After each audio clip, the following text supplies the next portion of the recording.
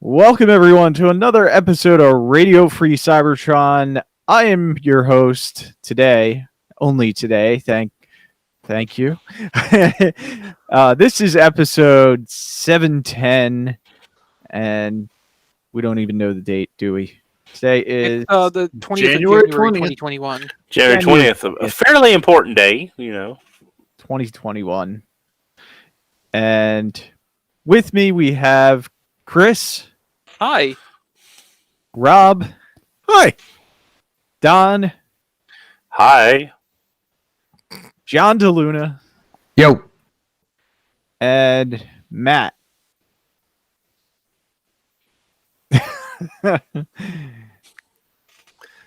Thanks, Matt. Hi, Matt. Hi.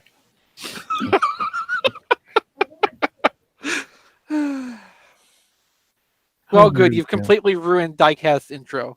That was my intention. I approve. Don't forget to check out our year in review if you want to review 2020 for some crazy reason. We sure didn't. Yeah. Well, okay, I'll rephrase that. I sure didn't. No, you were correct the first time. I just didn't want to speak out of turn. That's all. Yeah. And I believe radio.net/708 will get you right there.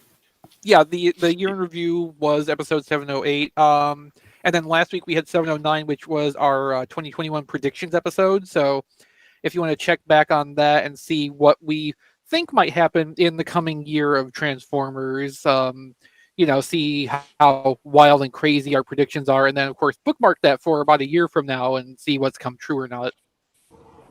Did anyone have a deep cover on the board? No, because that was already rumored, so that would have been cheating. Yeah. Oh, okay. Patreon we'll update. talk about that. This Week in History podcast. Guest this weekend. If you're a touched patron, sign up. So we need people to sign up. If you're touched for This Week in History.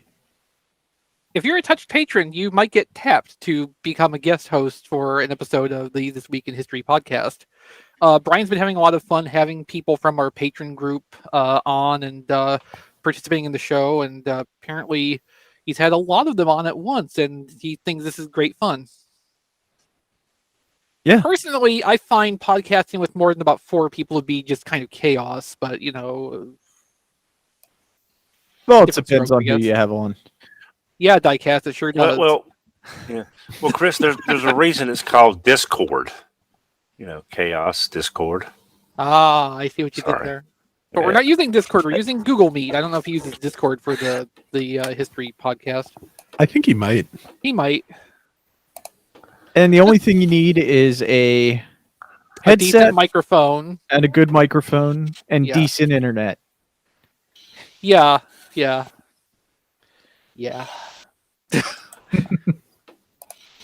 So let's go ahead and get right into the news. And first news topic, Patrick Tatopoulos. Nailed it. New Transformers film. Yeah, so he's reportedly been brought on as the new production designer for this Transformers movie that's going to be being worked on to very idealistically be released in 2022. Now, a production designer is a very important part of any film or TV production because the production designer is effectively the person who decides what everything in the production looks like. So like for a TV show, when you are looking at the sets they have and everything, like the way those sets are decorated, even some of the wardrobe choices, that's all stuff that's in the production designer's purview to convey the right feeling or sense of time and place for what this is supposed to be. So his involvement in this could be very fundamentally influential on what this movie looks like. Now, some of the previous credits they have for him in this field include the Justice League movies. Oh, no. It also stretches back as far as Independence Day, which Independence Day had a very interesting look. I'm not, entirely convinced of how that look would map to Transformers so much, but I think what we can really take away from this is that there will probably be a fairly different and unique design style to possibly what even the Transformers themselves will look like in this new movie. Dark, gritty, not a lot of color. Okay, so maybe not so different. Can we get one or two lens flares just for an old time's sake? I think that's more the director's call. Okay. Yeah. Post process effects people too, maybe if they couldn't capture a lens flare practically in camera. That's always preferable, but it's so hard to obtain, especially if you're like shooting afternoon for morning. Well, I mean, as long as we get like 5 or 6 like changes between sunrise and sunset in a matter of 2 or 3 minutes, it'll be fine. It'll be well, fine. I'm pretty sure they're not bringing Michael Bay back, so I don't think we're going to be presented with 5 consecutive sunsets over 5 consecutive scenes in 5 different locations. But it also seems like we get like this person is going to join the Transformers movie that's coming out, but we never ever get an official announcement of what the movie is or. Well, there's probably a good reason for that. They probably don't know what the movie is yet. Because they're still hiring the people that are going to make it. Yeah, so like at this point, I'm fairly positive they have at least one script treatment that they have decided they're going to develop for this. That does not mean they have a script for the movie yet, but they know like the raw basic outline of the story they want to try to produce for this movie, and now they're lining up the people to start to make that happen. At some point there's going to be script writers come in to actually flesh that out into a thing, and that's going to also have input from a director that they hire, who's going to be partly responsible for visioning how it's going to work, production designer to get the visualization down a little bit. There's a whole lot of steps between where we are right now and actually like starting to shoot even. And if it was the Michael Bay era again, they could be shooting before they even actually have the script work done.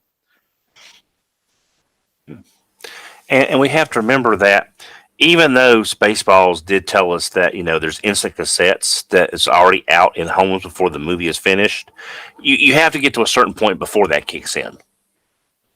So, we just have to wait just a little longer. And I assume at this point, too, they're not like in a big hurry to try to get like actual production going because we're still, ass deep in COVID. So at this point, they're just kind of focusing on as much pre-production stuff as they can where, people can be doing stuff from isolated locations and they're not having to worry about coordinating extras and craft services and a bunch of crew, all in one place together and not have everybody get sick and die. And the news generally story frowned on in movies. Yeah. And the news story, which I already ruined a little bit. Generation selects deep cover first look. So yeah. I'm going to let Chris talk about this because he actually not only knows about it, but I think he's going to have a sample. I should have a copy next week. Studio Series Grimlock also probably. Oh, nice. Yeah. So deep cover. Deep cover, first of all, it's the Transformers name for a Diaclone colorway of the toy that became Sideswipe.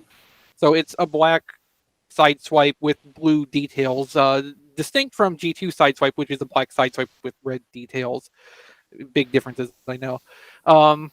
So this was something that Takara turned into a Transformers character in the early 2000s with the whole run of like eHobby and other reissue exclusives. So this has been rumored for the 2021 Selects product year for a little while now. There has not been an official announcement of it yet, but if you remember last year when Grease Pit and Exhaust first became available on eBay, that was before those were officially announced, and just suddenly a couple of sellers on eBay out of, I think, California had some cases worth of them that they started selling. I bought 2 of them, I remember. So in Deep Cover's case, something very similar happened where a little collectible shop in Las Vegas got a case or maybe 2 of these and listed them up on their web store for sale. And a few of us were able to catch that and place orders. Manikara in our Discord has a sample in hand already, and a few other people do too. So thanks to Manikara's report on this, we know this is just a straight redeco of Sideswipe. It's just like Tiger Track, where it comes with the accessories for both Sideswipe and Red Alert. So it's got the shoulder piece and the rifle. Where originally Sideswipe only came with the shoulder piece and Red Alert only came with the rifle. And the light bar, but that doesn't count here. So there had been a rumor that Deep Cover and some other rumored Sideswipe reuses this year would be retooled for Earth modes, and at least in Deep Cover's case, that's not true. Whether that becomes so for any of the subsequent ones will remain to be seen, but for right now, this is just a straight recolor, and it fills in one of the Diaclone character slots in the Generations collection, which, I mean, Matt and I are all for conceptually. Oh, absolutely. Yeah. Now, I know this is coming in selects, but I thought this was originally rumored to be in one of the Netflix waves. Yeah, so before even the first full Netflix wave came out, Zabavor on ATT had dug up stuff from Walmart's computer system, and there was, as best I recall, a Deep Cover listed among that, but that was so far in advance, it seems like they probably shuffled some things around, and something that might have been designed originally for the Netflix releases ended up in Selects, and it might have gone in the other direction too, where there was something they had in mind for Selects that ended up being a Walmart exclusive. There's not really any way, unless they end up telling us in a Fan First Friday stream or something, how this was really going to play out, which is unlikely. But it's notable too that in that same Walmart inventory dive was also the first reference to a Generations Cheetor among that Netflix stuff, and that's something that also leaked in the last couple of weeks that we know finally is going to be a thing in the third wave of that product. So, like, these entries have been in the computer system for a long time, so there's a lot of space in there where changes like that could happen, and shifting something from one basically exclusives line to another one is not that big a deal. It just depends, like, if it's a case where there's contractual specificity of what toys are being included in what and how that ends up shaking out. And I doubt it's really, that bogged down in details for the most part. But I would say basically anything that's not like specifically Netflix War for Cybertron style battle damage decoed probably could have just as easily been a Selects toy at some point in its development life, and it just ended up somewhere else. We can't say for sure, but like it's not a far leap to jump to. Then you can also see in the photos that the Selects line is also getting the plastic elimination treatment because it is held on by straight cardboard, and it looks like they're going back to the paper ties as opposed to the plastic ties, which I like the paper ties a lot better. They're easier. Yeah, they're easier to handle. Yeah. Yeah. So that's an interesting observation. I'm glad you brought that up because it means that Generation Select's Deep Cover is the first Transformers product since this initiative started to come in completely plastic-free packaging. Yep.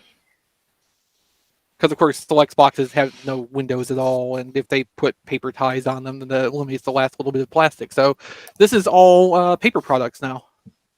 Interesting. You probably won't be seeing that move to this extent in regular retail stuff unless the Commander class for this year probably will do something similar to that, because those have never been window boxes, and switching to the cardboard tray inside completely without even plastic ties is not like very far from where it's already been.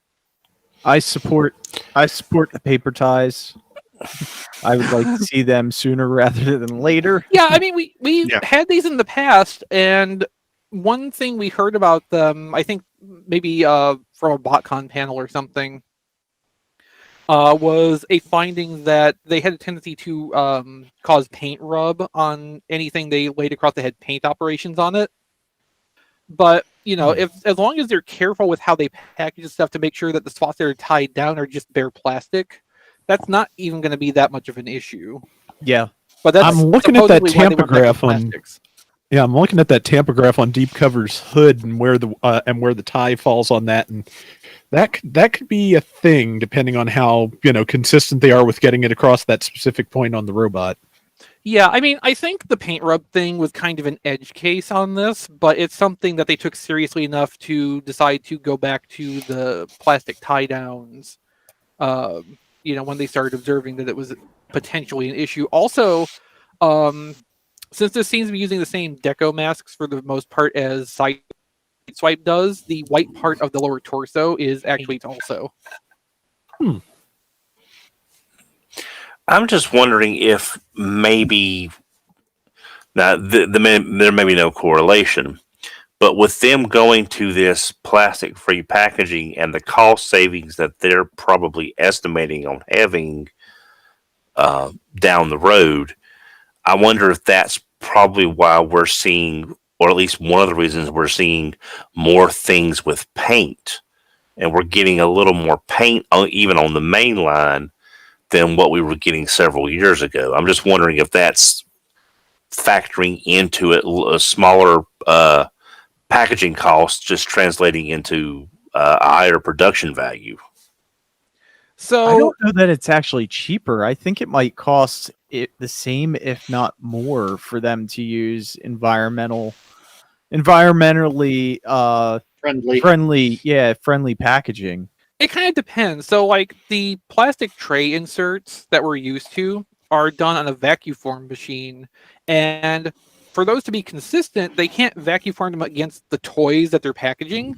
It has to have its own mold that they vacuum form that against that makes those negative shapes. So, making that is in itself an extra cost in the process. Whereas if they can take cardboard elements that are die cut, making that die that actually makes those shapes is its own kind of cost, but it's a different one and a more standard cost in retail development. So anything that's like a solid piece of cardboard like that they can just stamp a shape out of is probably not going to have as much startup cost, and material wise, they can use more post-processed recycled material probably to start that with. Whereas there's limited applications for recycled paper products because of what happens with paper when you recycle it a couple times. Like, it's not infinitely recyclable. But plastic also has that problem depending on what kind of use it's been through and what you're trying to get back out of it again. Glass is one of the most remarkable things because that's said to be infinitely recyclable. You can always grind down a piece of glass back to basically the silica that it needs to be formed out of and make brand new glass that's just as good as what it started from. But the other thing is on things like the selects where there's no window on the packaging, that is inherently cheaper than any of the other packaging styles because having those cutout windows and having to apply the plastic transparencies to that is a bigger source of cost. And at least at the scale BotCon used to work at in the pre-FunPub days, one thing we'd been told repeatedly was that the packaging was one of the most expensive parts of developing those exclusive toys, which is why some of the earliest ones basically just came in plastic bags. Yeah, it's and also, like you were saying, Chris, I'm thinking that recyclable cardboard would be cheaper to purchase than recycled plastic due to the different kinds of plastics out there and how limited the amount that can be recycled. Because one thing I read not long ago was that there's a lot of different kinds of plastics, but they all can't be recycled as easy as others. So buying recycled cardboard is like, here's a big chunk of recycled cardboard that's cheaper than buying the recycled plastic.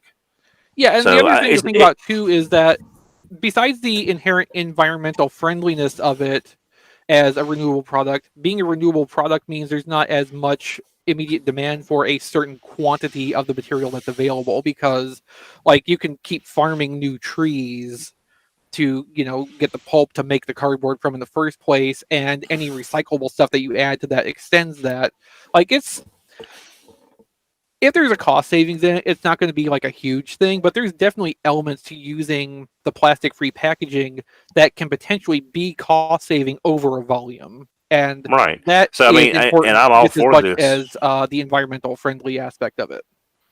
Yeah, because I mean, if they can save 2 or 3 cent per box toy that they're making because of the lack of plastic, and an extra paint application costs a penny per figure, and it's a tail light or it's a rim of a tire or it's or something like that, I'm all for that because we're getting better figures and we're not really losing anything to get that other than a slightly higher price on the plastic they are because of the plastic they are using. Yeah, and I think like for seeing like more instances of paint applications per toy, that's also something that they're just able to negotiate with the factories periodically, to rejuggle a little bit the production costs overall.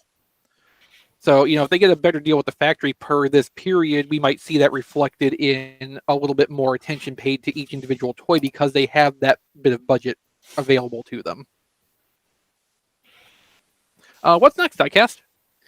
Next, we have MP52 Plus Thundercracker version 2.0. This is what we talked about last week, that it was going to be announced very shortly, and I believe it happened at the end or right after the end of the show last week. He looks very blue. And he's US price. You can get him on Hasbro Pulse, or you can pre-order him right now. $241.99. Yeah, which is about right with the exchange rate. Anybody want a true build Masterpiece Seekers? I ordered one. I ordered one from GameStop because it was $60 off. So I got it for under $2. Nice. And the only reason I did it, obviously it's a pre-order because it's not out yet. I did order a Starscream because I wanted to, experience this mold, see how it is. If I really like Starscream, I'll probably get Thundercracker. If I don't like Starscream, Thundercracker is getting canceled. Yeah. Well, Diecast, since you've looked at this more than I have, and since Matt's not diving down this rabbit hole as well, just looking at say BBTS, Starscream is $265, and Thundercracker is looking at $240. What is the difference? Is there any difference in pieces? Is it the coordinate? I mean, I've not looked at it myself. So I imagine Starscream will have price difference. I imagine Starscream will have coronation gear crammed in the packaging because every Starscream does these days. Yeah, you can't have a right. Starscream without a crown. I mean, I was just wondering if maybe if they were already looking at the amount of sales Starscream or orders they're getting for Starscream meant they could drop the cost on the offers on Thundercracker to make it more enticing to people to, even though people would complete the set, if it's like $20 less on something, if that could be a possibility. Is that based on what they're already seeing for orders? it could be. I mean, they could have said, hey, Starscream, we're going to come out at this price. It has a couple little additional accessories. But, the next two will drop. We'll drop them. Yeah, that totally could be a thing. But because they're going to come out with a Skywarp. I mean, if they don't come out with a Masterpiece Skywarp, I will. Yeah, I just hope something hot. Yeah, I just hope the Skywarp is not like. I mean, I know we can still get it if it's Takara Tomy Mall or if it's some weird kind of jump through 6 hoops, stand on your head and kiss a llama. On Thundercracker is Takara Tomy Mall also, and that's why it's a plus. Okay. I mean, I would love to have new Seekers, but I'll be honest, not for that price. Well, no, I really don't. To Matt's question before, like, who wants to troop build Masterpiece Seekers again? Like, I don't even want to troop build sweeps off the Studio Series mold because that stupid thing's $30 each. Like, no, I can't imagine like even doing the set of 3 of these new Masterpiece Seekers. Never mind No, if that's they over $600. never mind if they retool it as cone heads, which eventually they have to. Well, considering the last batch of cone heads they did of the QC issues, that's already going to be a strike against them. People will be worried. Well, is it going to be like that again? Well, the way Masterpiece has been in general over the last few years, I think people are already worried if Starscream's going to be like that again. Yeah. But also, there's another thing to consider, because if, Skids is the first figure in another reimagination of Masterpiece, let's say, then is this Starscream The last hurrah. Thundercracker mold the last of the super cartoon aesthetic, super transformation that they... I think you're probably looking at it in too much of a straight line. I don't think Skids being something different is going to preclude seeing stuff like Convoy or Starscream or a Megatron in that engineering style again. I think they're re-examining the concept of at least the Autobot cars into something more affordable, more easy to handle, because Autobot cars are essentially the bread and butter for Masterpiece at this point. It's the thing that they can draw from the most, and it needs to be the thing that people want to buy the most, and that helps to support, especially stuff like Skids, where there's at least one recolor built into it. That's the stuff that helps to support other more niche releases, things that doesn't have the same reuse value, and other big masterpieces like, our 25,000 yen Seekers here. Yeah. And anything with the strict licensing agreements, like the Autobot cars, are more difficult to turn into super cartoon accurate models. Yeah. And also the fact is, being Japan, they're going to want to push the good guys more than, say, counting on your villain characters, even though I would have to think, against the general mindset of Japan doesn't like doing a lot of villain characters as a general mindset, I think Decepticons would be kind of like the kind of asterisk to that rule, because they're so integral to the whole mythos.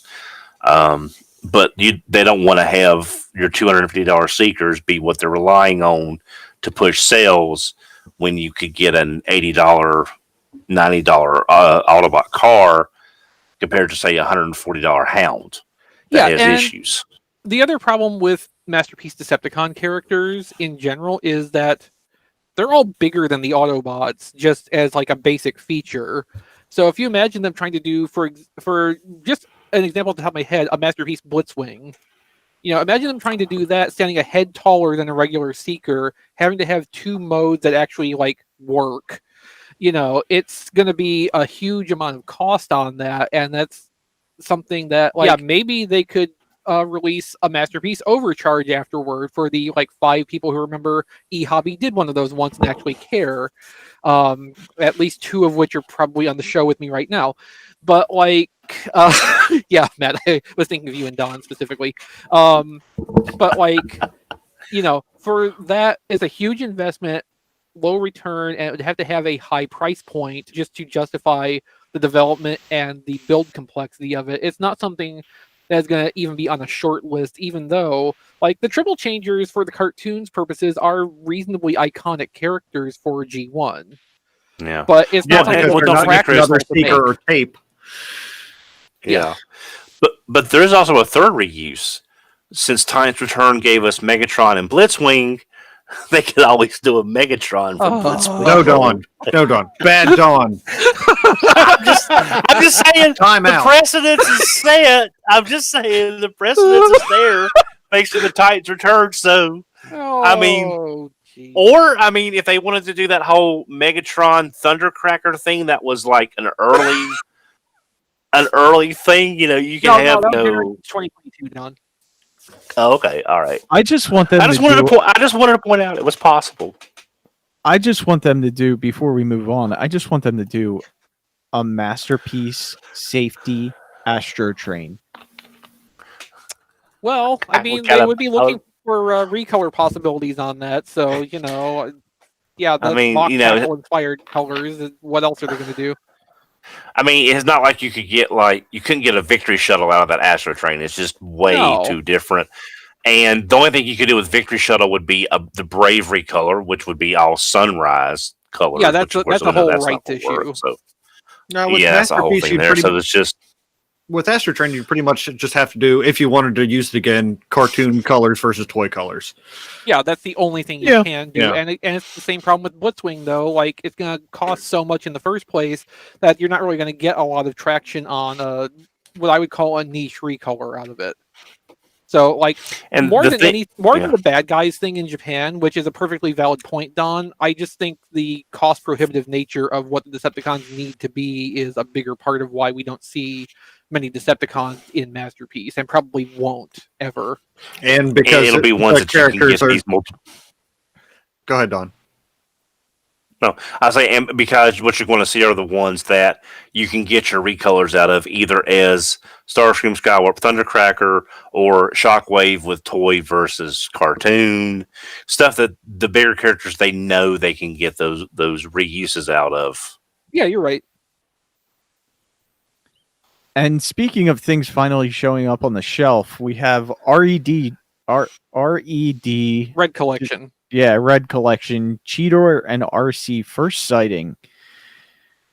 And man, I wonder if Arcee is like $45 like it's showing on the website. Well, no, in stores where they actually are in stock, they'll be $20. Yeah, yeah. It's normal for Walmart's website for stuff they don't have in stock at the moment to sometimes go to absurd marketplace pricing.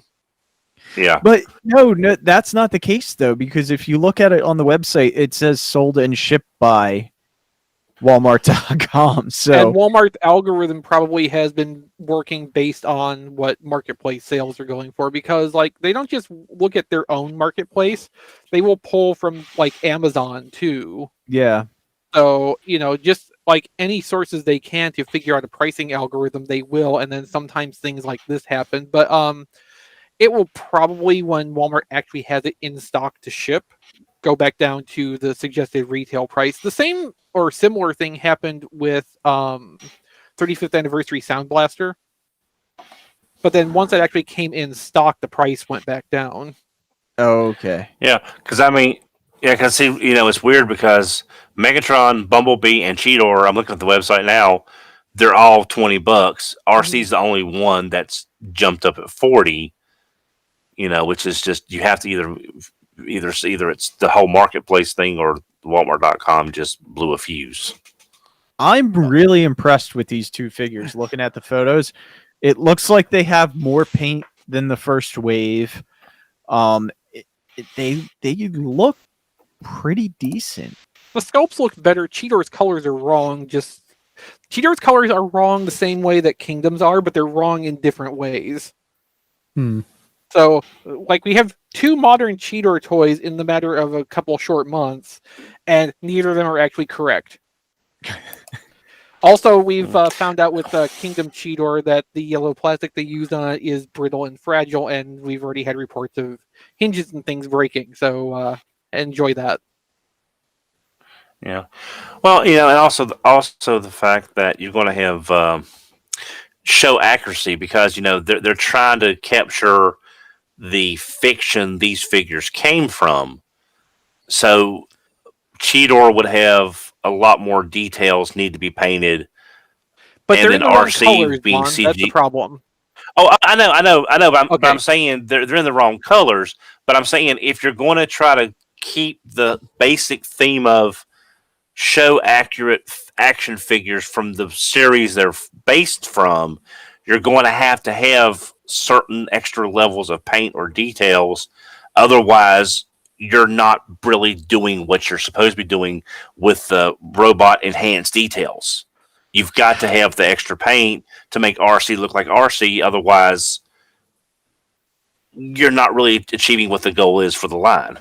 Right. And unfortunately, though, with Cheetor, they kind of went on a slight reimagination tangent with that. So, even though red is what it is, Cheetor still doesn't really exactly exactly look like the show model either. So So he's not spot on then. The design's not right and the colors are wrong. So this Cheetor is just not very Ultra Gear at all. So can we get it seems like they're trying to hit, a number of the lines. Like they have Transformers Prime, they have Beast Wars, they have G1.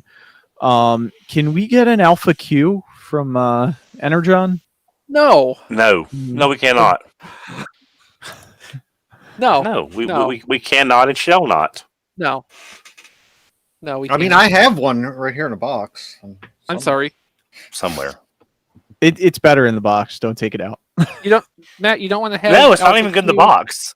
Matt, you don't want to have Alpha Q up with your Quintessons dispensing.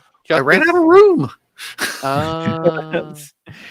No, but I was just wondering if there's a figure that you would want to see in the red line. Maybe not from G1 because we've mentioned a couple like Alpha Trion and stuff like that this would be really good for. But is there any others that you guys can think of off the top of your head that would be great for this red line? Well, even though he transformed, he was only in one episode. Give me DevCon. If I can't get an actual G1. But not G1 was the question. Animated Yokitron. That makes sense. Yeah, okay, you're right. It's a good question. Yeah, I mean, it's just there's so many characters. Oh, what's the Transformer? Not Transformer. The one for Beast Wars that was like a Build-A-Figure. Yeah, Transmutate. Yeah, Transmutate. I was just gonna say. Although we're supposedly getting a Generation Selects Transmutate of some form, so look forward to a teal and bone-colored dinosaur skeleton, probably. Yeah, I saw that. That did not look good. Well, the visualizations right now are just mock-ups done by fans, so we don't actually know what that's going to look like yet. Because I'll be honest, I wouldn't mind seeing, if they're going to do RC from Prime, I wouldn't mind seeing like a Prime Cliff Jumper. They're going to do something else from Prime. I think where they should start is Knockout. Yeah. Who's never had a toy that actually looks like Knockout looked in the show. That's true. Yeah, that would be true. All right, Chris wins. Yeah, of course. Rob didn't pick anything though. Rob, what do you think, Rob? I have no idea. I really don't. I'm just I'm horrible. I am horrible at choosing things on the spot. Like, I keep getting asked to do that on various podcasts and recordings I'm on. It's like, what do you think about, what would you pick from this, Rob? It's like, I have no idea. I don't. I would have to actually stop and think about that for 5 minutes, and that's just going to ruin the pacing of whatever it is we're doing. So null vote from Rob on fast choices. Okay. Oh, I know another one. Armada Sideways. Yeah. I'll tell you what, Rob, I'll give you one of my backup ones. Cybertron's Signal Lancer. Okay. Actually, yes, I will accept that, Don. Yeah. I thought of this as a joke to throw it out there. Don's second choice as a R.E.D. Miko. But now that I'm thinking about it, could they probably do a 3-pack of the kids and put it in the R.E.D. line? Oh, no. Better idea than that is Miko in the Apex armor. Ooh. I'm going to steal that. Thank you. Yeah, I would buy that. I mean, there are a lot of possibilities with this line. Mm-hmm. If they do it right. Yeah, there's a lot of possibilities. We just have to, hope that they actually utilize them. Yeah. The fact that they have jumped outside of G1 for as early as the second wave is, I think, a good sign. And we'll just have to kind of see how it rolls along from here. Even though we've seen Wave 3 with its Bumblebee that's obviously compromised to also be a cliff jumper one day, and Starscream that looks like a refugee from Pat Lee's sketchbook.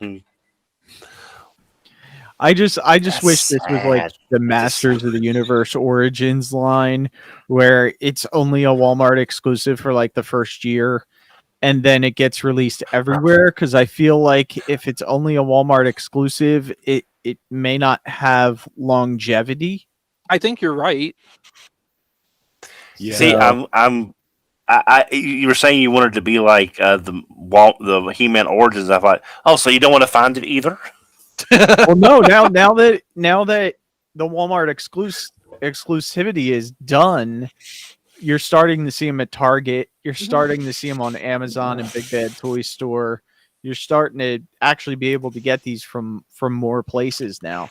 Yeah, I mean, I was able to connect Kilby with almost the whole second assortment of the basic figures on Amazon that one time. I think all he wanted that was Roboto, but like, or Orko, one or the other. But like, you know, if it was down to waiting for Walmart to have those in stock, you know, they're still piled under tons of Skeletors. Like getting more stuff in at any given Walmart's a huge challenge. Well, it's weird though. Ever since after the holidays, my local Walmart has had one Skeletor, 3 Battle Cats, and a couple of the Mega Block sets, and that's all it's been there for since after the holiday. Yep, I'm excited to get these R.E.D. figures canceled from Walmart. By we'll which go you into mean, that a little by bit which you later. mean having them cancel them out from under you. Yeah, pretty much. Yeah. We'll go into that and what I got this week because I have something off topic that's exactly what happened to me. Well. Yeah. And Wonderfest Online coming February 7th. Yeah, so I remember last year they canceled Wonderfest and we're hoping to pick it back up in 2021. Well, things didn't really go like anybody expected them to because nobody was really thinking ahead. I was pretty sure this is how it was going to turn out. Anyway, so they've decided to go ahead with Wonderfest as an online streamed event. Part of the reasoning for this is that in Tokyo right now, some of their COVID precautions have a limit on the number of people who can gather in like a convention space. And from what I've heard, the number of the limit is actually exceeded just by the vendors and exhibitors that they would expect to have at Wonderfest. So if they carried that out as planned, they couldn't have anybody come in and see any of the booths anyway. So they're going to just do this as a streamed event that's free for anybody to watch. I don't know if it's going to be like region locked or how they're going to actually broadcast it, but either way, we'll get the information. And Winter Wonderfest is often a time when we get at least a little bit of Transformers news. That's when we heard about Select Star Convoy and the eternally missing Micron Super Convoy, who appears doomed to never resurface again. So we very well may get some Transformers information of some kind out of this when the event happens on February the 7th, which is a Sunday in Japan. We would start to see the information late in the evening on Saturday. Awesome. So, yeah. We used to get some cool exclusives at Winter Wonderfest too, but I guess that's not happening because there's no one actually going to the convention to buy stuff. So it was usually like Tokyo Toy Show. Oh, that's right. Yeah, and that's a summer thing, which probably also will end up going online if it happens at all. And then we also have a new edition of Transformers Monopoly coming. Listing found on the Walmart app. Yeah, so we don't have a picture or anything of this right now because of the format it was found in, but this isn't the first time there's been Transformers themed Monopoly as far as I can recall. But it's been a while and they're doing a new edition of it. So if you're into themed board games and you want to, lose all your friends by playing Monopoly with them, it's an option for you. Yeah, I feel like they do.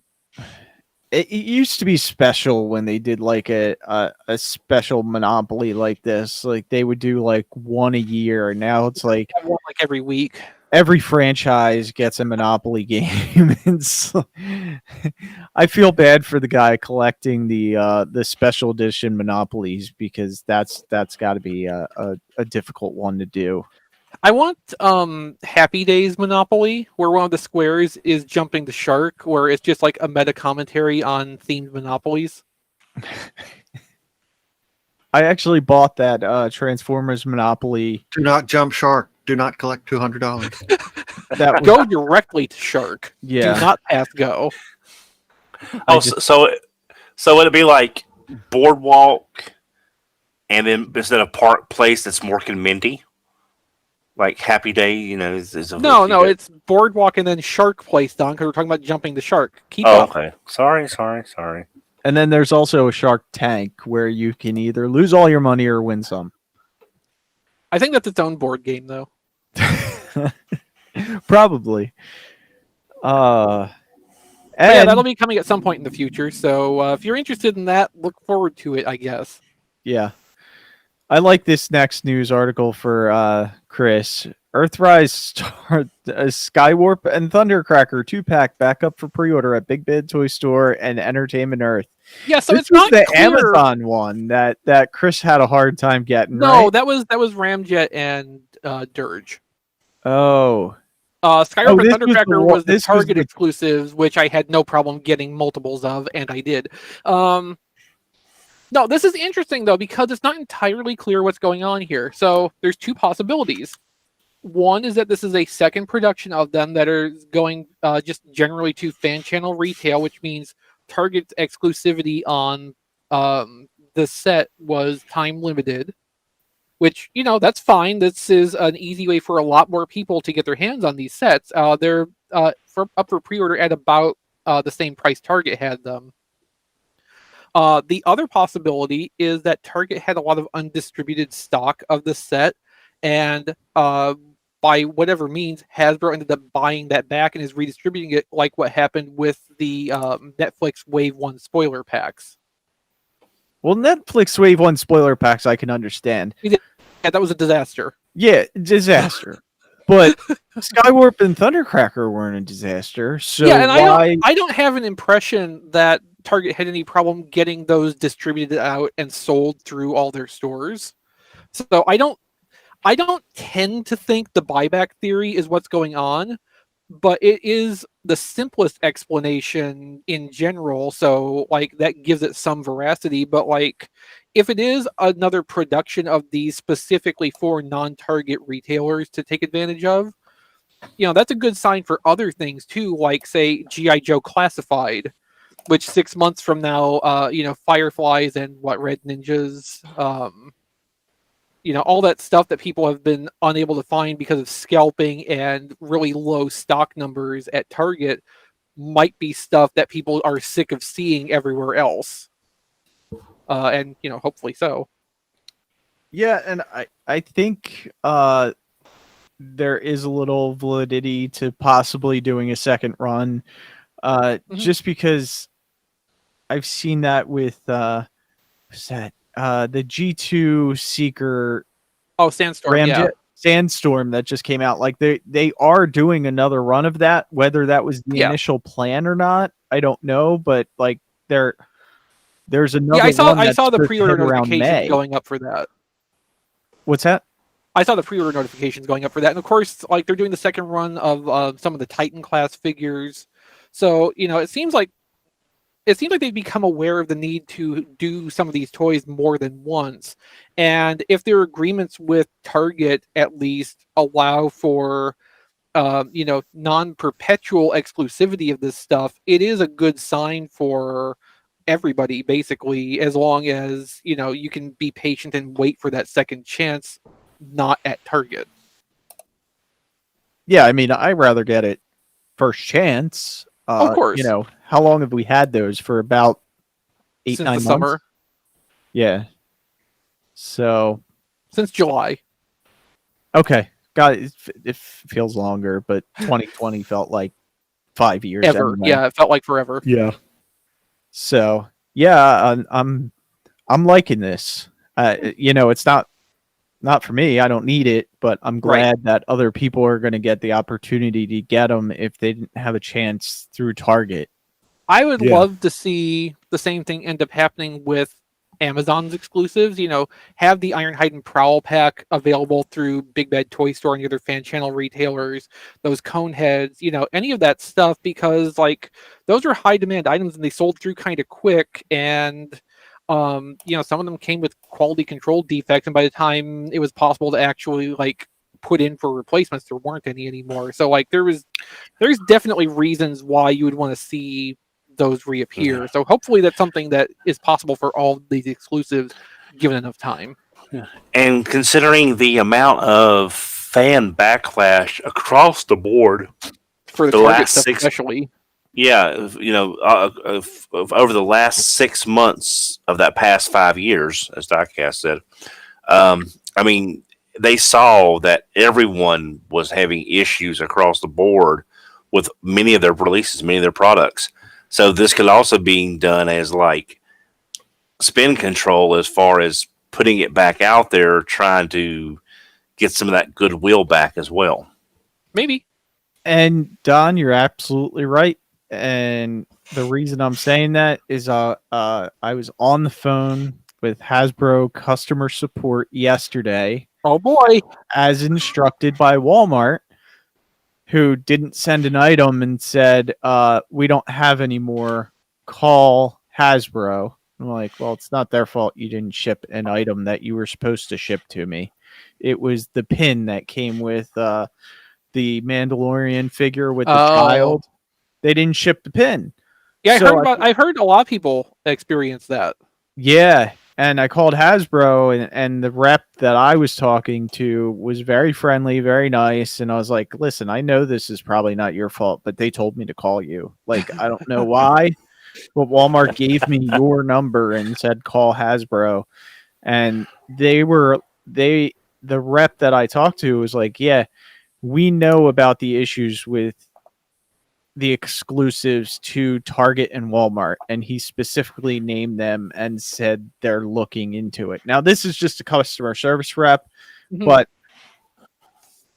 I mean, he hears it probably every day from people, and for him to acknowledge that Hasbro knows about the issue and is looking into it, that's a good sign to me.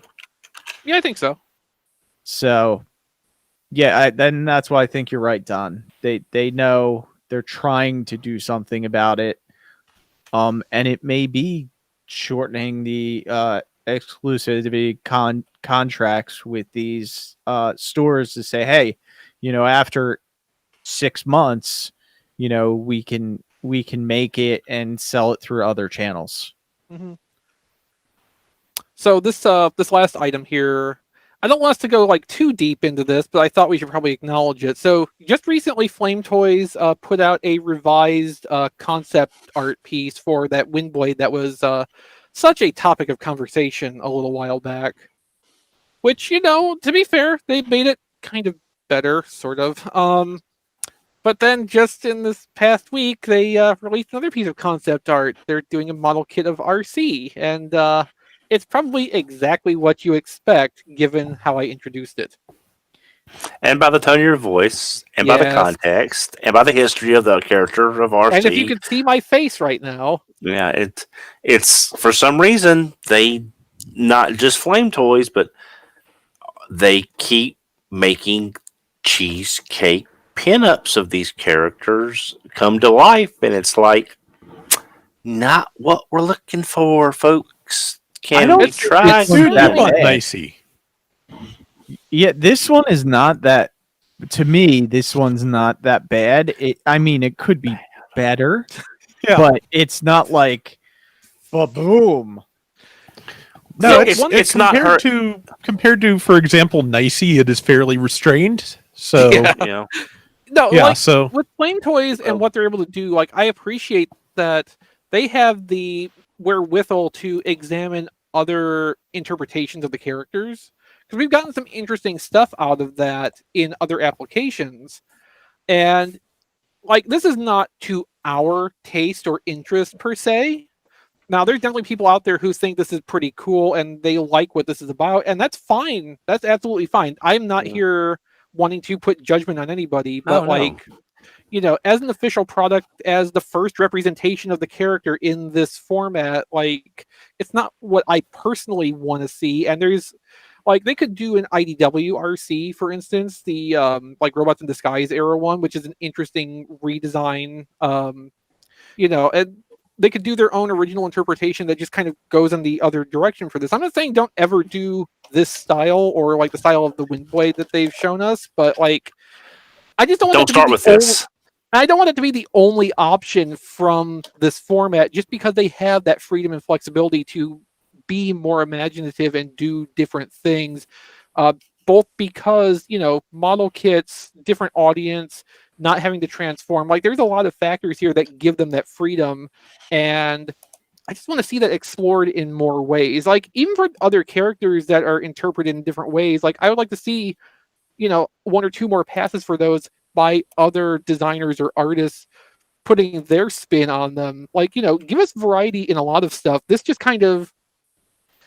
almost back to back with the revised Windblade just kind of brings to a head for me. Like, yeah, we're seeing one person's vision of this at a time per character. Like, let's kind of build out from that and just see some more interpretations on some of the characters that have already been and are already planned to come up. Yeah, and also, this particular artist has also drawn has drawn male characters in this specific style. So if we're doing, I'd like to see that. I'd like to see that too. It'd be entertaining. Yeah. Let's have other people. Let's get other artist versions of female characters. Let's get Bond's version of Megatron out there. Let's just go all over the place with this if this is what we're doing. Yeah. I mean, I think that's very fair and valid. Yeah. But I mean, one of the things we've been complaining about with other versions of RC, especially recently with Earthrise and the Masterpiece, like a transforming cartoon accurate RC is not something that can really exist in a satisfying way. And Flame Toys model kits is the perfect way to get a cartoon accurate RC robot out there without even having to worry about pretending it's going to transform. Mm-hmm. Instead, we start with this, though. That's kind of what I'm saying. Like, you can do this. That's fine. But, like, you need to also, like, do the classic thing, too. Like, hit both of those points at the same time or close together. Don't just have this as the only option. All right. So did anyone get anything this week? Hey, guess what? For the first time in I don't know how long, I don't have anything. I've got a copy of Super Robot Wars sitting on my porch waiting for me when I get done, but that's about it. Don? I got nothing. Short show this week. Yeah, all the stores just they reset all their new layouts and decided that's good enough. We'll fill them later. Yeah, pretty much.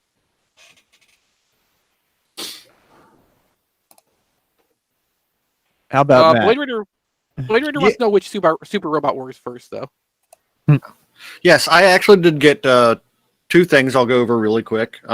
Thanks to the illustrious John DeLuna, I now have Earthrise Trust. Nice. And it only took 30 days to get to me through the U.S. Postal Service. Wow. Literally, he shipped it out on December 20th, and I got it on January 19th. Happy birthday to me. Yes, a damning condemnation of the state of our postal service right now. Yeah. Not their fault, but it's pretty bad.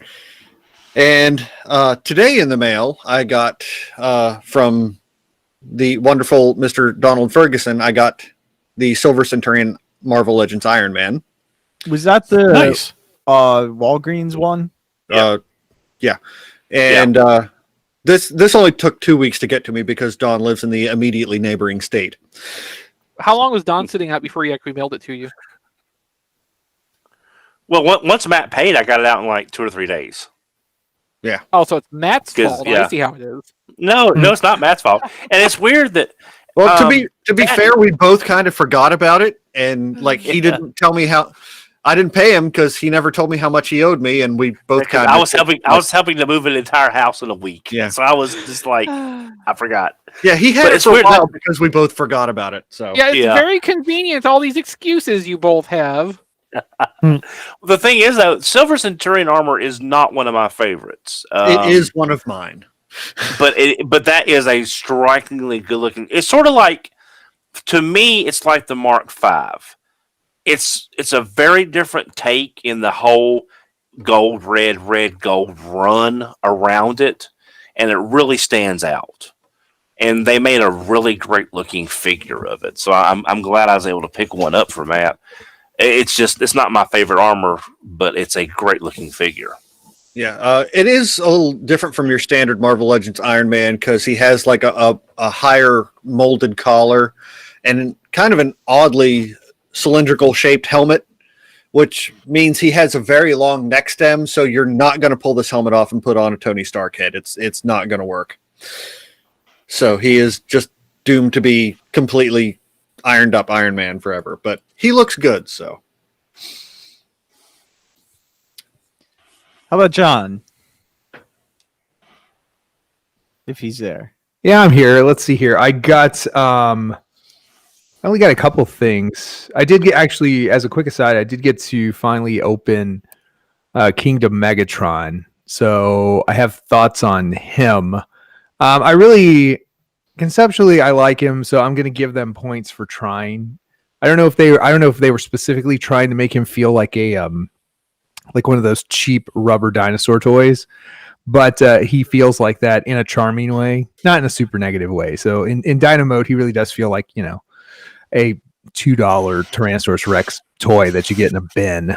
So I find that kind of charming. And because of the rubbery plastic, he's a bit of a mess when he fits together or attempts to fit together, and tab here and slot there and all that doesn't quite work. But again, I dig the idea, and so I like him. He's a net positive, I think. But the other things that I got this week, and I've only had time to open one, is I got a couple more artifacts from the 80s toy business. The one thing that I did get to open, I'm going to have to figure out how to store this until I can scan it, because I am kind of nervous about stuff like this. So I got an order form, a 1989 order form, for a special promo that Playmates was running. That it's toy salesmen and women. Let's be honest, it was 1989. Probably a toy salesman that they were using around the country to get in those 1989 Teenage Mutant Ninja Turtle orders. So it's a price list. It breaks out the assortments for Ninja Turtles, actually also Barnyard Commandos.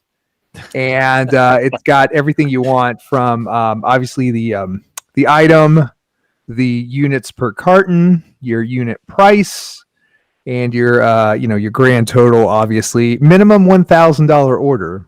So don't waste my time, toy owner man. You got to put in at least $1,000 in Ninja Turtle goods. But knowing this business, I'll cut you a good deal. I'll give you like a 20% discount. So it's got some really interesting things on it. Like, so the figure assortments, they came in a case of 24. Just some random trivia here. So the figures came in cases of 24. The Turtle Blimp came in a case of 6. So that's probably a pretty big box. It was. That was a really big box. Yeah, 6 blimps in a case. The No, that was the Knucklehead. blow up blimp. The box wasn't that big. The I box don't was remember, pretty to be honest. big, all I things thi- considered. Yeah, I think it was like a bottom shelf kind of item. Definitely. Yeah. The Knucklehead, which I was talking to some friends the other day. Apparently, the Knucklehead was a big shelf warmer. I don't remember that. It absolutely was. Okay, well, there's another I opinion. own one. It's kind of crap, and I'm not surprised it didn't really sell. I don't Yeah. remember that. It's the remember robot it, though. spider thing that had 6 arms end with boxing glove fists, and the front 2 ending with hands, but none of it was actually posable because it was all built around a capture claw gimmick. Mhm, Hmm. mhm, mhm. Like, it was an interesting idea. Okay, I got it in my head now. Yeah. It was an interesting idea. Also, it was like gray and purple because it was a Foot Clan thing, and that's the basic color scheme for that. But it was an interesting idea for a gimmick platform toy, but like it wasn't that fun. I must have picked the blimp over that. Probably. Yeah, probably. The other thing that's on here, and I don't remember, maybe XP remember. I remember this. I don't remember this being a shelf warmer or not. Was the Cheapskate, the skateboard for the Ninja Turtles? I think that was just so inexpensive that it avoided, the possibility of being a shelf warmer. Yeah. Like, it was not something that you would see like perpetually over a long span of time, but it was also something that was like, if you wanted one, it wasn't that hard to just go somewhere and buy one. Yeah, it's funny how so many I forget when it comes to like vintage Ninja Turtles. I forget how much of it is burned into my brain. So like I'll go through this item list, and like the cheapskate, the knucklehead, the turtle blimp, the pizza thrower, the foot cruiser, the foot ski, the sewer play set, like all these things I can instantly remember. Just giving me the cue of the name. So anyway, at some point, like everything else I've got, I'm going to scan this, but this is fun. And other than that, I didn't get anything else this week. John, in an interesting thing, since you mentioned Barnyard Commandos, there was a recent Kickstarter, I believe, that was successful to start bringing out the figures. Yeah, those molds look actually really good for what they are. They look pretty awesome. So yeah, now I'm just waiting for what was the toy line, which was the food. Everything was food based. Food Commandos. That's not the name. Food Fighters. Food Fighters. Okay, yeah. Like there's like an egg carton tank, something like that, or a mobile carrier that was an egg carton. There's a hamburger, maybe donut. Am I crazy? Hamburgers and donuts are basically the same thing anyway. Yeah, that's true. If this was Transformers, they'd just be redecos. Yeah, totally. Yeah. So anyway, so that's it for me. All right, I'll go. I think I got everyone else. I got the Mandalorian with the child. This is the vintage one. Oh, that's the one that comes with the pin from Walmart? Yes, the pin that I did not get.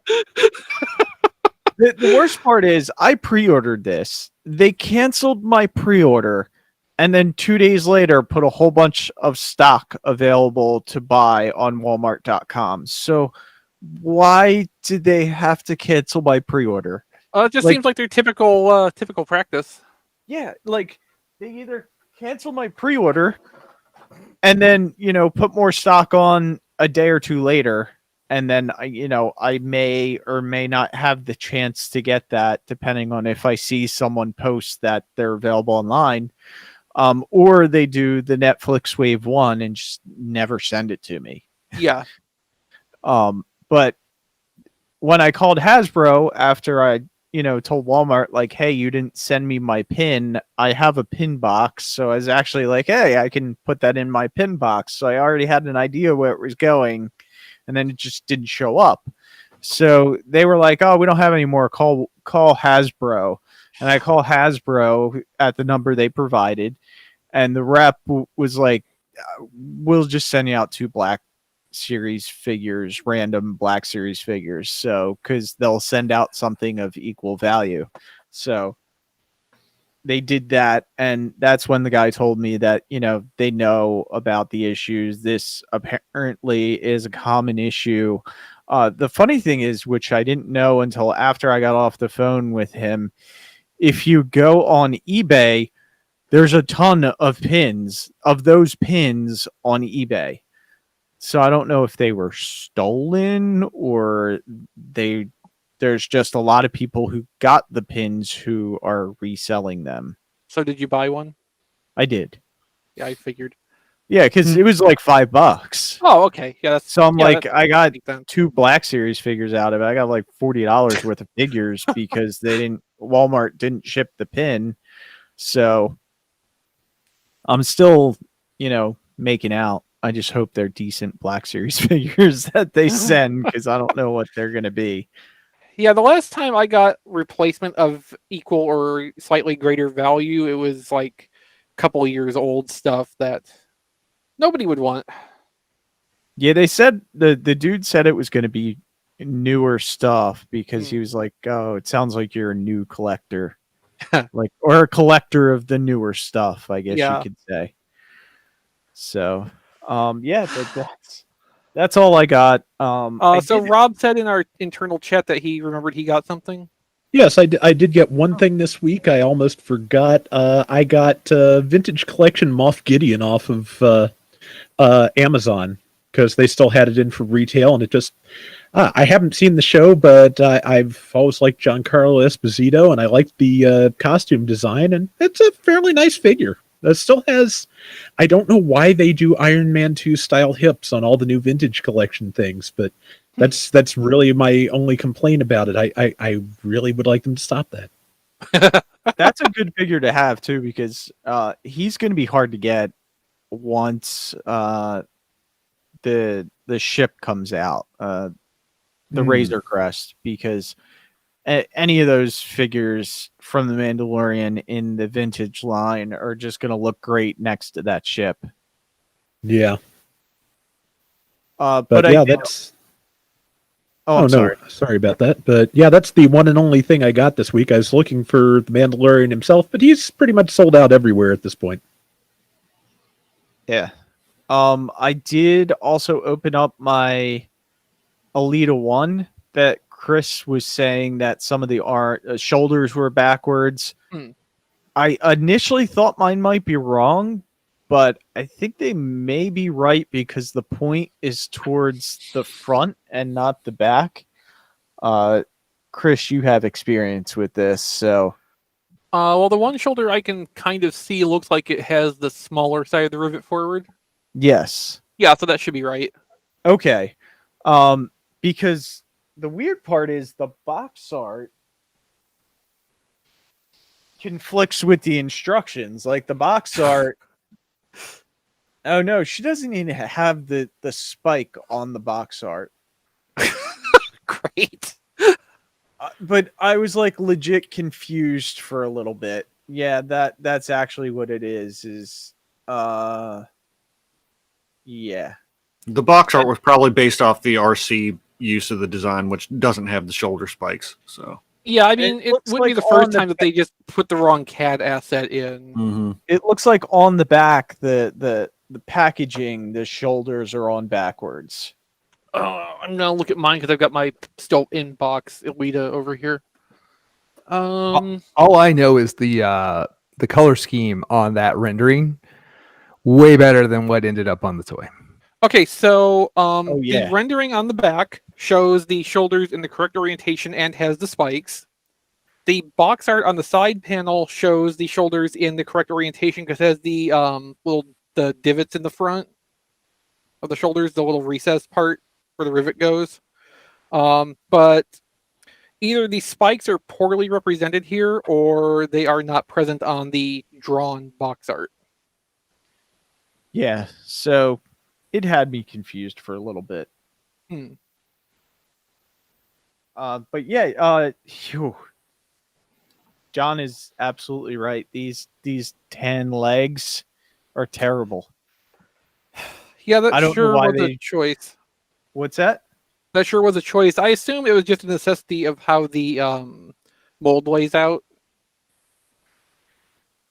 But they could have did red because everything that's tan on her could have been red except maybe for the hands.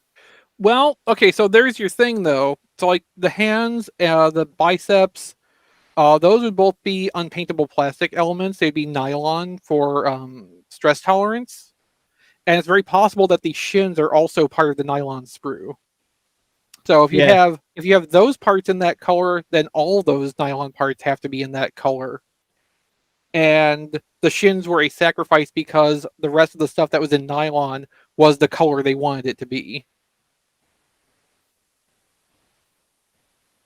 I'm looking at my RC right now, and her legs are white, unpainted plastic, and so are her hands and arms. So yeah, that makes sense. Yeah, and I'm looking at my Paradron Medic Lifeline, which I have is the one copy of the mold I have out of package, and I can tell just by the feel of the material that's the unpaintable plastic. So that's weird. What that's about. It's weird that the thighs are painted white on Elita One. That's because the functional joint part of the legs is a separate piece of plastic. Okay. If it was like older toys where it was ball and socket hips, then the thigh chunk might have to be unpaintable plastic, but it wouldn't necessarily be. The hip balls themselves would be though. like I'm not sure what else was on that sprue with the thighs. That the thighs were red and they had to paint them white because any of the other red plastic parts, I would assume. on RC they're unpainted white. You know what I mean? Yeah, because that just works for how the plastics are laid out for that use of the mold. And it seems too like with the universal joints for the shoulders and hips now, like they're not as automatically constrained using unpaintable plastic for those joint elements like they would be for ball and sockets. But things like the biceps where they have a short span where there's stress at both ends of it for movement, that's going to be in nylon, so it handles that a little bit better. And then, of course, the hand for your inserting accessories, which could cause stretching or whatever, that's also going to be. And then the shins might just be a consequence of, like, we need to fill this mold in a little bit more, so we're going to move those parts over there because that will still work just fine. Yeah, the shins I can understand. The hips confuse me. Yeah. But because I would rather have white unpainted parts than In red general, parts yeah. that they painted white. No, they're definitely painted. Could be worse. It could be yellow painted parts next to yellow plastic. Yeah. Yeah. But all right, we'll get into Patreon. Make sure to check us out, patreon.com. What is the Patreon? Patreon.com/TFRadio or TFRadio.net/Patreon. Both go to the same place. There you go. Yeah. Check out our Amazon affiliate link, tfradio.net/Amazon. Do all your Amazon purchasing, pay nothing additional, and you help the show. Yeah, go buy a washing machine or something. No big Yeah, deal. or a couple OLED TVs, whatever you need. A gross of toilet paper. It's not like you're not going to use it. If you're a buyer for your company, you should definitely use our Amazon link. And then you can also check out John's awesome design shirts at tfradio.net/shirt or shirts. Shirt, singular. Shirt, singular. Yes. John, anything going on with the shirt? Not right now. I'm close on a couple things I need to tinker with, but actually, no, that's not true. Let me go back and look at the. Let's do this on air. This sounds great. Let me check. Yep. Perfect. Let me check this. Let me see the bleep blop bloop blop vamp. Okay, yeah. So actually, I did do one. I do on the store in the last couple days. I uploaded. I cleaned up and kind of spruced up some very obscure artwork from G.I. Joe Japan that I couldn't find anywhere else. I just found it on like a mail away pamphlet that they had inside the vehicles they sold in Japan for G.I. Joe. And it's this weird kind of obscure but really cool looking crest. And so I restored that art and cleaned it up and figured, what the who? Just put it up there because it's dead and gone and just an artifact of history. So it's an eagle fighting a cobra, and it says "Fight, Friendship, Freedom." And it was apparently like kind of like the it's not the G.I. Joe logo.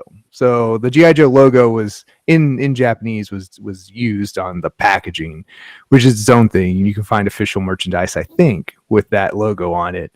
So go out to Hot Topic or wherever and buy yourself that if you're a filthy hipster.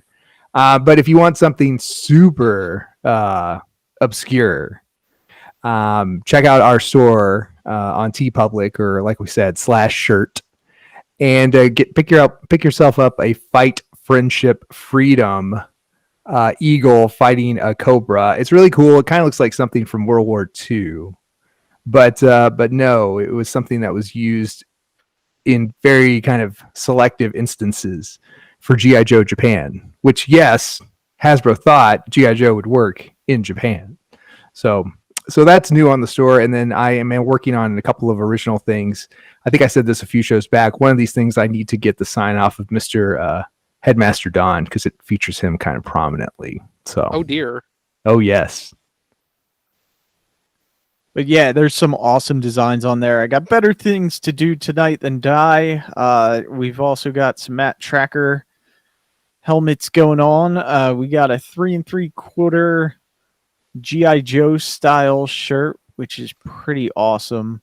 Tons of stuff. Headmaster stats for your that go on your chest, like the toys. That's probably that is definitely our best selling shirt over time. Now we've got the Makes RFC. We've got the RFC logo a couple different ways. RFC reviews. We've even sold a Massey Attacks shirt here and there. Believe it And or mugs. not. Yeah, we have mugs and masks, but we have sold that design a few times here. So Don, just so you know, there are people walking around this earth with Massey Attacks merch. Drinking yeah. coffee out of a mug that features a JPEG of you getting attacked and savaged by your cat. Yes. I mean, I just love it's a good movie. I'm glad my pain and suffering brings you joy. Yeah, it paid for Maybe. something on the show. It paid for a wire or a Yeah. cable or something, a converter Well, or what. Don- It paid for that simple mechanical switch Brian sent me a while back. Don, you should know by now that, and this applies to everybody, your cries and screams are music to my ears. Absolutely. But check it out at No. tfradio.net/shirt. Yeah. Chris, that's you can use that for like new sound wave, but not. I'm sorry, I don't know what you're talking about, Don. Yeah, what? Huh?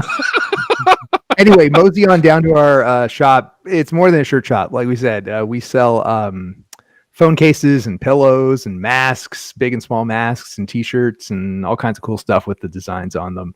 Again, including one where Don's being assaulted by a cat. So what's better than that?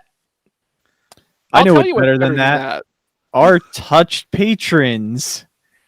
We were thinking the same thing, weren't we, Chris? Yep. Every week at this time, we list off all of our patrons at the touched level. And of course, at any time, you can go and check out everybody who is on our touched patrons list at tfradio.net/credits. So, Diecast, you want to try to murder some names for us? I am going to murder these names. Kevin Dorsey, Ryan Bona, Cheesy Patty, Emmett Stresovich, Rabbits, Hector Bones, Matthew Deadman, Jonathan James, Nathan Stampy, Sampy. Ness Stampy? There's no T in it. No.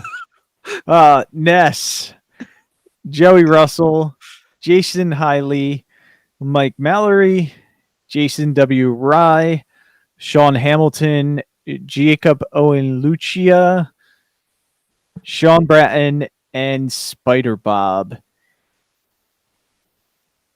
So thanks to all of our touched patrons for helping to keep the show going. And of course, if you want to become a touched patron and get the same benefits they do, including the opportunity to be a co-host on the This Week in History podcast, you can go to tfradio.net/Patreon and sign up at the touched level. Of course, any patronage level that you sign up to will help us keep doing what we're doing. And we appreciate everybody who supports the show in that way. The notes can all be found at tfradio.net/credits. Is that right? Our list of our touch patrons can be found at tfradio.net/credits. Okay. The Yeah, the notes show for this notes can episode, be- though, can be found at tfradio.net/710 710. because this is episode 710. See, that's the trick of how this works. Any episode that you want to, any episode that's actually aired, I should say. Like, you can't do this for future episodes we haven't done yet, but any episode that we've already done, you can go to tfradio.net/that episode number. So, like, if you want the year in review show, it's 708. This episode 710. It works. It's a pattern. You can kind of figure it out from there. And you can see the copy of the show notes, which has links to the things we talked about and other, support materials like that. So can I Jeez, get hope a episode 750? 404 was a good one. Yeah. I was gonna say, can I go to episode 750 now and see what's gonna happen? Okay, so you missed the part 45 seconds ago where I specifically explained how you can't do that with episodes we haven't recorded yet. That's a shame. You see, I was way ahead of you there, just like you wanted to be by jumping ahead to episode 750 and seeing what we did that week. But you can't. And you can also check us out on tfradio.net/Discord. It's where That's our Discord server where people chat while we do the show, and throughout the rest of the week too. Like many is the night, I'm sitting in there with some of our regulars, and we just end up having like really cool, interesting conversations. Like I am honestly super pleased with the Discord crowd we have, and I encourage anybody who is just into like not just Transformers conversation, but just general like nerd talk. Like come join us and hang out, and you'll probably have a pretty good time. Yeah, I'm disappointed I didn't jump in there this week and see that deep cover news because Yeah. I Yeah, would love to actually, get that's a more good deep cover. point, because if not for our Discord, I wouldn't have even known about that in time myself. Yep. You can check us out on Patreon, Twitter, Facebook, Instagram, YouTube, Roku, Fire TV, Apple Podcasts, Spotify, TuneIn, iHeartRadio, Stitcher, and pretty much everywhere else. Remember, Yeah, basically what it boils down to is if it's someplace that you can follow us or subscribe to us, we probably have some kind of presence there to enable you to follow us or subscribe to us. Brian is a big attention hog that way. and if you're like Don and you don't know these technology things, you can also leave us a voicemail.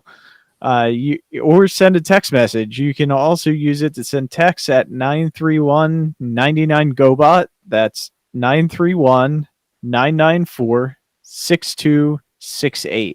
Now you have to understand And that don't- it's voicemail and not like an answering machine, because once upon a time there used to be this special separate box that you plugged in series with your telephone, and it had cassette tapes in it. One of them had your outgoing message, which was what would play when your phone would ring but you didn't answer it, and then it would go beep, and then somebody could record a message onto the other tape that you would play back later to find out who called while you were out doing your grocery shopping or what have you. Don still has one of those hooked up. I will have you know, I have a digital answering machine that uses a microchip. I got rid of the cassette one about 15 years ago. I thought you were going to say 5 years ago, and that still seems unlikely. I got one that uses one of those microchips. That's what the guy at the store told me at the service merchandise that I bought that from. I mean, that was the precursor to, modern consumer voicemail services. Oh yeah. Absolutely. Don't forget to check out Rob at zonebase.org and at RoboRobSpringer. And I think John D is at that John D everywhere. That's that's in there for when he's not here with us on a given week. Which I was for the most I was part, almost going to tell people to follow Rob at that John D, and then I realized Yeah, go for it. That's fine. I don't think that's going to actually work out for anybody. But Yeah, you know what? You know what? Everybody just follow that John D everywhere. Yeah. And, And he will and pass I'll messages relay. to Rob Springer for you. That's right. That's right. yeah, it's fine. Everybody right now go follow that John D and also Robo Rob Springer, and then you're covered either way. It's exactly. perfect. And also follow at Brian Kilby. Is it B. Kilby. At B. Kilby. B Kilby? Or BrianKilby.com for things like his terrifying Christmas albums. Or Happy Days when they happen. Happy dailies. I assume that's why Brian wanted you to host, because he knows I always rip into him when I plug his website and the accursed Christmas albums. But the joke's on him. So that's happening too, and Diecast is murdering these plugs. So you can find me at playwithphotography.com, which is where I collect all of my toy photography galleries and related content. You can also follow me on social media, either Instagram.com/playwithphotography or at playwithphotos on Twitter. They are slightly dead at the moment just because I have not been up to producing content lately. But when I'm producing some stuff and working on things, preview pictures will go out on those channels, and it's generally interesting just because like it'll be some behind the scenes or previews of what I'm working on, just as the case may be. If you like the work I'm doing and want to show some support, I'm on Patreon at patreon.com/playwithphotos. You can sign up for as little as $2 per month and get early access to galleries, or $5 and up will get you put on the credits page on every new gallery that goes up. I just had a new $5 patron sign up this week. So welcome, Jared Mock Tackle. Thank you very much for joining the crowd. Personally, I'm on Twitter at ChrisRTXV. I still have my Amazon wish list, even though my birthday was yesterday. I don't mind getting gifts when it's off season. Like, I mean, who would complain about that? So if you just want to like do a random nice thing for me, if you're only just now finding out it's my birthday and you want to send me something, go check that out. And purchases through tfradio.net/ChrisList will send a little bit back to the show for production costs for anything you buy off my Amazon wish list. So everybody wins. You may proceed, Diecast. Okay. Don, where can we find you at? The mute button. He's working on it. He's on a delay, so Yes. And I have the boost on. I'm not sure why there's a delay here. Yeah, it might be your internet. Okay. I can be reached on Twitter at HMRC, the number 4 EVR. And Matt declines. Matt's asleep. Matt declines specifically. Matt's awake, but he declines. You just haven't been paying attention for the last 2 years. No, I can see him. I'm pretty sure I put him to sleep. Well, he's nodding, so he's faking it. Not by much.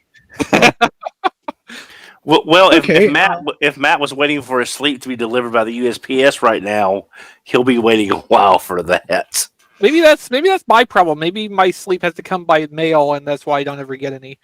I can say, like, I have not gotten any of my Taobao shipments in like 3-4 months. So there is stuff that I'm buying. It's just not getting to my door.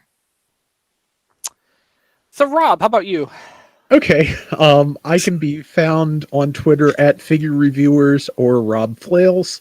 Rob Flails is my gaming Twitter, which goes to my with my YouTube account, Flailthroughs, which I cover a Gundam game called Gundam Battle Operation 2 for the PlayStation 4. It's about halfway through its 3rd year at the moment. This last week, it just added the Violent, which flies, gets shot down a lot, and presents a huge target. I'm still working on a video for that for reasons. But yeah, if you want to check it out, youtube.com/flailthroughs. If you like what I'm doing there, patreon.com/flailthroughs, and you can throw money at me in exchange for round requests, specific mobile suits, color schemes, weapons, etc. Or if you have any money left after you've gotten Chris something, tfradio.net/claylist is my Amazon wish list, and just like Chris's, it a little bit does go back to help pay for our production costs. Hey, Diecast, what about your plugs? Oh, yeah. I'm the only one left. This is weird. You can follow me at Diecast2 on Twitter. You can like my Facebook page at Reviews by Diecast. You can see all my reviews at tfradio.net/reviews, and anywhere else, I don't know. Crack job there, Diecast. Yep. And that's the end of the show. What a relief. Yay, great job. Night, everybody. Good night, Matt. Take care, Matt. Night, Matt. Yeah, it's a good thing I didn't have anything this week. We've been here another half an hour. That Yeah. was good. That sounded good. Yeah. Listen the last half hour. It was fun. Yeah, it's just sort of frustrating to see all the resets being done. The shelves are ready for stuff, Mm-hmm. and there's nothing there. I did see one thing today when I went to Target, but It was those Zateki small little. Oh yeah, those things. I saw PVC. pictures of those for the first time tonight. I Yeah, Those accidentally look stopped terrible. recording to Facebook when I meant to stop. Stop broadcasting to Facebook when I meant to stop recording. Yeah. So yeah, my Target had those on the Bumblebee, Buzzworthy Bumblebee end cap. Apparently, the 2 Masterpiece Bumblebees sold because they're not there anymore. That's But- surprising. Yes, I know. I'm somewhat surprised, but nothing else has come in. It's just the shelves are all set. There's just nothing on them. When I went by my local Walmart, we got the Kingdom Megatron and Prime is on the shelf, and then the Deluxe Wave 1 Deluxes and a few of the Wave 1 Core, and no Headmasters, no Studio Series 86, but folks in the Discord chat are saying they've been finding Studio 86 Deluxes at Walmart, so who knows? It's So, not to interrupt you, Don, but I want to catch Diecast before he drops off. Diecast, if you want the Astro Train, PayPal me $35 and put your shipping address in the note. Okay. And, send it as like a personal payment, so there's no fees. But I assume Oh you do yeah, it anyway. absolutely. Yeah. What was I gonna say? And then I might get that out on Friday. I'll have to see how that works out. No problem. Yeah, I mean, I totally forgot where I was going. Oh, with the stuff on the shelf. I mean, I used to hate this time of year because this is the time when Toys R Us always had their inventory. So it was like impossible to get any new stock in at Toys R Us this time of year. At least we don't have that problem anymore. Well, I mean, it ends up being inventory time for everybody basically at around this time. No, but like Walmart's, I mean, they'll do a reset, but they're not really in inventory yet. Right, Don? Well, how would Don know? I don't know. Don, I don't know how Don would know. Well, he What? talks to people in the stores, so Yeah, I Well, mean, that's true. When I've they do been to the inventory, they put those labels on the fronts of rows. yeah. I of mean, stuff. I've been to these stores a few times. They know who I am. I mean, they Yeah, know perhaps me. They have heard of you. Yes. The people at the Golden Corral did know me until it was shut down and now for Oh. sale. yeah. I mean, yeah, it kind of makes that's a sense. Golden shame. Corral wouldn't survive COVID. yeah, any Yeah. buffet is. Yeah, My Sad Centipede buffet show did not face. survive COVID, and I am bummed. Oh, yeah. No, what was it you asked? I cast. I was me. I was. whether Walmart seemed to be doing inventory already. I do know my local Walmart did because I saw the Regis tags up. Because everywhere I've worked in the past has always used Regis for worse or for worse.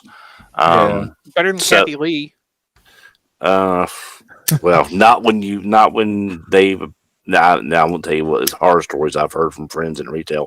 Anyway, but yeah, they had the little remains of the hanging tag, so maybe but that doesn't explain Target because Target reset weeks ago, and Yeah, but I've heard secondhand tell that Target's getting ready to go into inventory also. okay, well, maybe Like, I that's think- Like, it makes sense if they're doing inventory around the end of the fiscal year. well, it would because your stock's lower, you have less to count. I mean, so yeah, there's that. It's just again, like I said, it's just frustrating to finally see a little bit of product trickle out, and then nothing. I'll tell Are you what's inven- frustrating is going to a Target or 3 or 4 and seeing all that buzzworthy Bumblebee Studio Series stuff up there, and then see like one of the Studio Series 86 Deluxes. Yeah, that Just it's one, like not one yeah. each, just one. just one. I haven't even seen that. I mean, Meaning, Yeah. I can go buy I can go buy G2 Gold Reaction Bumblebee. I can get all the reissue deluxes. I could have bought the Masterpiece Bumblebee if I wanted to, but didn't. They've got. I think they have some of the taller.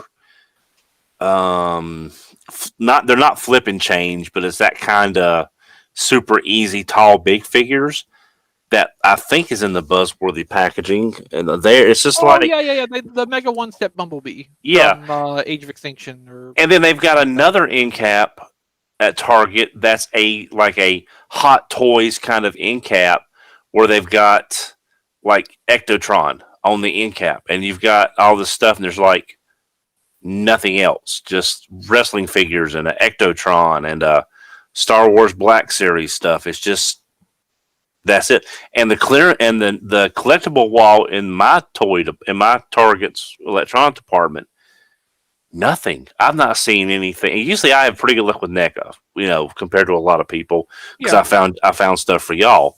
Yeah, nothing. There is literally nothing there. It's like those reaction figures that my girlfriend got for me, the Dead Optimus Prime and the girlfriend. The toy accurate Megatron that Target has. My Target still has never received those. The only reaction figure I've seen at my Target is that gold Bumblebee that doesn't have the G2 sticker. Mine doesn't carry the reaction stuff, and I don't. No, I've had the similar experience to Don though. Like one of the Targets I went to had a peg just packed, jammed full of those Bumblebees, but there wasn't anything else reaction. So the Targets in Nashville used to carry reaction stuff in general, but that seems to have dropped off quite a bit over the years. And they've got the NECA stuff. There's the quality of coverage on that varies wildly, even over like just a span of a few miles, because like there'll be one Target where it's all kept up nice, reasonably stocked. Then you go to the next one, which literally like is 10 minutes away, and it looks like somebody sat on it. Well, okay, I stand corrected. The mixed media end cap with all the different stuff on it has 6 Baxter Stockman Splinter sets. Yeah, those don't be hard to find. Yeah, that's the easiest to find set when I've been looking for them for y'all or for anybody that needs them. Looking one too, so hard to complain about that. Yeah, but I mean, it's just because really, I got lucky and I picked up Scourge and Hot Rod. Paladin said he found Grimlock, which I've not seen, and I've not seen any deluxes at all for Studio Series. I ended up just ordering Grimlock from CMD because, like, the $13 shipping, I would end up doing hunting for that. Yeah, double or more of that in gas for wasted trips, and like the sales tax here is relatively high. So, like, even with CMD's markup, it's exactly the same as I would pay for a find in store after sales tax. So, like, it's fine. I can live with it. I would live with that. I mean, I saw that it's in stock. It's just I watched a video review on the Grimlock, and I'm just not sure it's the what the figure would give me, even above and beyond the Titans Return, the Power of the Primes version. Power of the Prime. I know it'll give me a better Grimlock experience, but I'm not sure if I want to pay an extra $20 with their markup and the shipping for what the experience looks like it might give me. Does that make any sense? No, it makes total sense. So like for me, I still love classic Grimlock as a reimagining of Grimlock. I keep that in my collection. The Power of the Primes Dinobots, once I found out the Studio Series ones were happening, I could not sell the Power of the Primes ones fast enough. It just it doesn't make sense to me, Don. I think you should basically buy everything since you are like obsessed. Okay. All right. I am going to pan and scan here, folks. Hey, Don, where did this box come from? By the way, that you what sent box? this in, it's China. It says China Post. Well, presumably it came from China. Yeah, it's that. No, that's the box that I think. That's the outer box. I think Show Z Store sent me the nice C in. I think. Oh God, I have to burn it. Okay, but okay for everybody looking, do you see the boxes there in the living room? Okay, that is all the boxes just out of my spare room that I had to pull out to move the stuff that I mentioned in pre-show, so I can move the furniture around to move my desk, move the television, so that we can use. The flat screen I got when Mom passed away. Oh. So we can actually make the living room a more usable space. Living room? Yeah, pretty much, yeah. So that's all the stuff out of that room that I'm going to have to sort through, get ready to sell, condense, move the stuff in the living room to that room. Because with her having just sold her house, we're trying to combine right now 2 households, which immediately my fault. I got too much crap. Here's a story about it. Yeah. Never mind. So until we can parse down our individual stuff, and I can sell a lot. That room I cannot make that room a collector's room anymore. It's got to be just used for storage to make the living room a living room. That's all the stuff I have to sort through. Maybe you could rent a second apartment for it. We already have 4 storage buildings. Yeah, that's why I said rent an apartment for it. It would probably be cheaper than paying for the storage, even with the discounts. Even with the discounts. So that's why we're looking at getting a bigger house to rent. So one, we don't have to worry about keeping up with it. Move with down it here being with a rental. diecast. Oh, jeez. Let me think about no. You don't have to live in the same neighborhood as Diecast. In fact, you don't even have to tell Diecast where you live. No, it's no. Don, you want to go out with me? Did you ask him if he was going to sing along with you? No, toy hunting. Oh. I'm actually No, I pretty wouldn't excited do to that prospect either. that diecast. I don't. You know, them not only having one of something and having to fight to the death. I really don't think, Diecast, that our friendship would handle us What friend? toy hunting. I'm being generous. Work with me. Oh, okay. But I don't think a toy hunt with us would be a very pleasant thing. I think Maybe not the first couple times, but after you've decapitated him, I think it would go a lot better.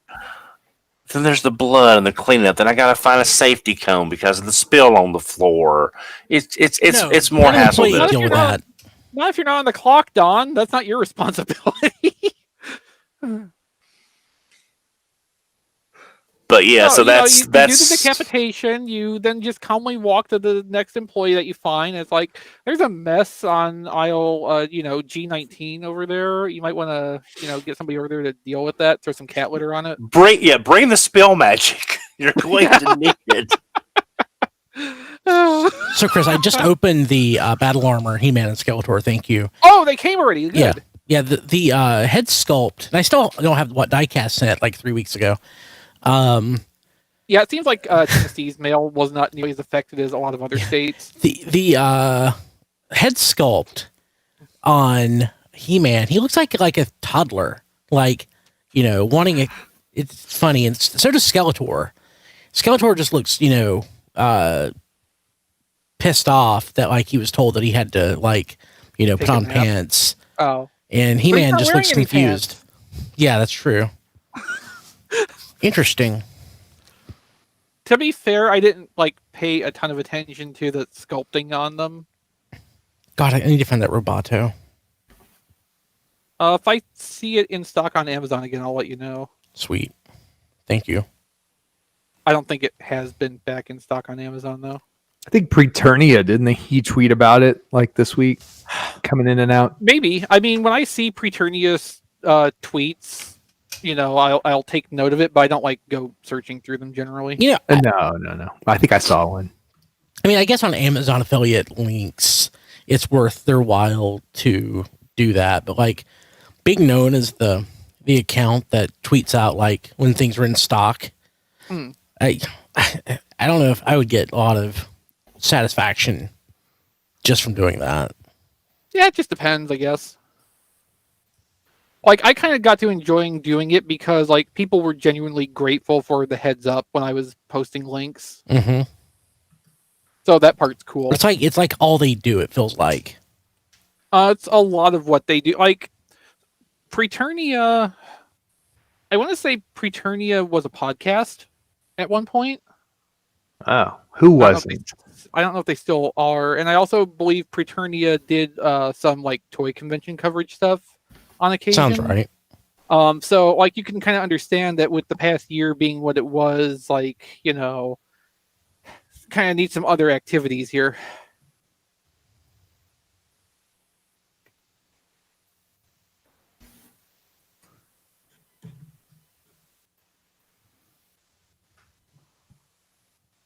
Hmm. Manikara, yeah, Roboto, Orko, and what were the other two from that wave? They went She-Ra up on Amazon at one point. and Merman. Sure.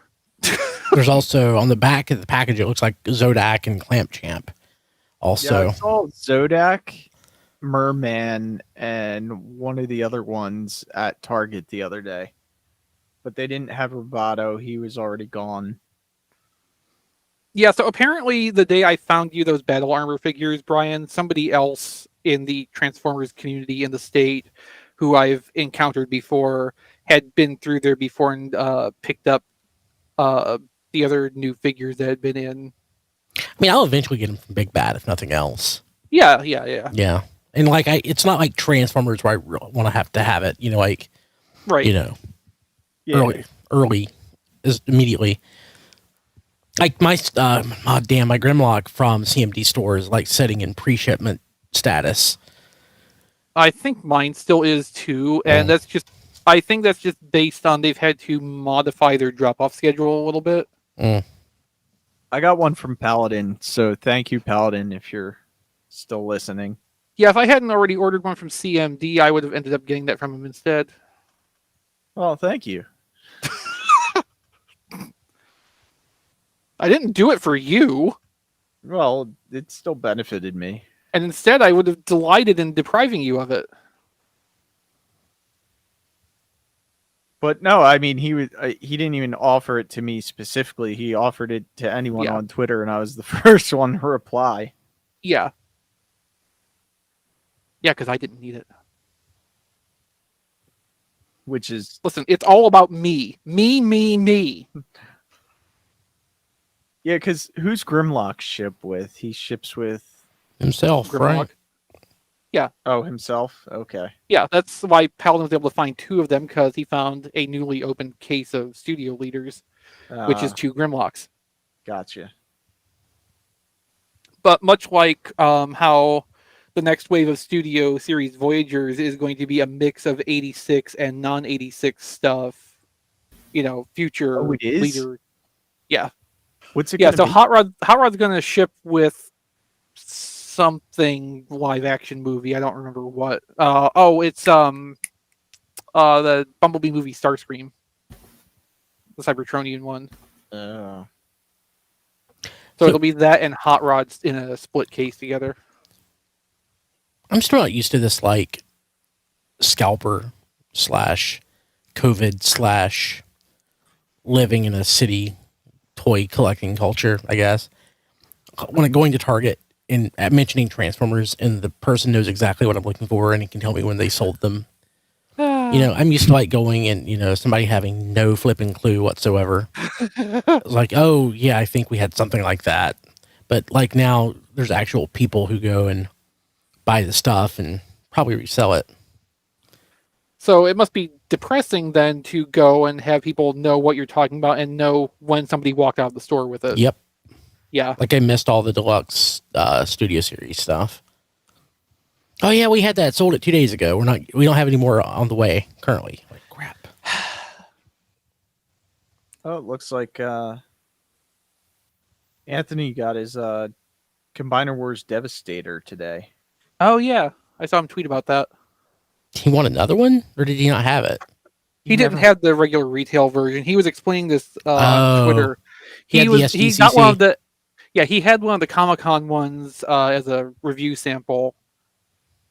And then apparently he had tried to get an Amazon warehouse deals Devastator after that, but it came missing parts. Ah. And then I guess he did not have another chance again after that until now.